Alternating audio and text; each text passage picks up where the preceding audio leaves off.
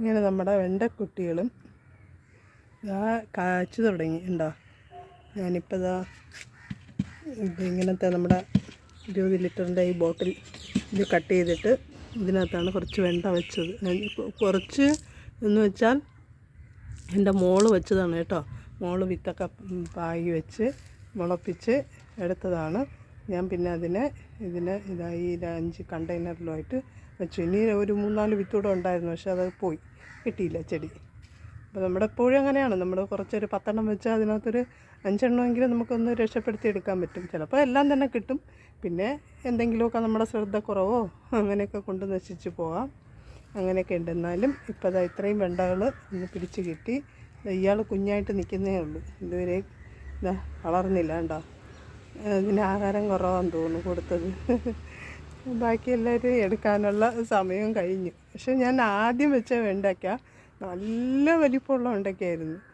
ഇപ്പോൾ ചെറിയ കുട്ടികളായത്. അതിൻ്റെ വിത്ത് തന്നെയാണ് എടുത്ത് വെച്ചത് ഉണ്ടോ. അപ്പോൾ നമുക്ക് കറി വയ്ക്കാനുള്ള വെണ്ടയ്ക്ക കിട്ടാനുള്ള സമയമായി.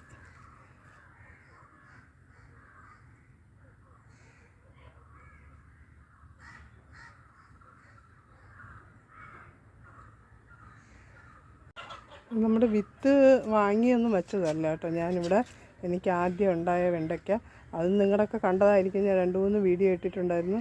വലിയ വെണ്ടയ്ക്കായിരുന്നു, നല്ല വലിപ്പമായിരുന്നു. അത് ഞാൻ നമ്മുടെ മറ്റേ ആ ഫ്രിഡ്ജിൻ്റെ ഒരു കണ്ടെയ്നർ ഉണ്ടല്ലോ, അതിനകത്താണ് വെച്ചിരുന്നത്.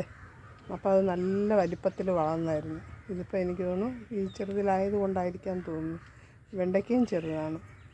എന്താ മറ്റേ വലിയ ചെടികളായിട്ട് വെണ്ടയും വളർന്നായിരുന്നു, വലിയ വെണ്ടയ്ക്കയും കിട്ടി. ഇപ്പോൾ ഇനിയിപ്പോൾ രണ്ടാമത് കായ്ക്കുന്നത് എങ്ങനെയാണെന്ന് അറിയില്ല. ഇത് എന്തായാലും അതിൻ്റെ പകുതി പോലും ഇല്ല. അത് 2 വെണ്ടയ്ക്ക ഉണ്ടെങ്കിൽ മതിയായിരുന്നു നമുക്ക് കറി വയ്ക്കാനായിട്ട്. അത്രയും വലിയ വെണ്ടയ്ക്കായിരുന്നു. എന്നാലും നമുക്ക് വിത്ത് മേടിച്ചോ അങ്ങനെയൊന്നും വയ്ക്കാത്തത് കൊണ്ട് നമുക്ക് ഈ കിട്ടിയത് തന്നെ നമുക്ക് അല്ലേ നല്ലതാണ്.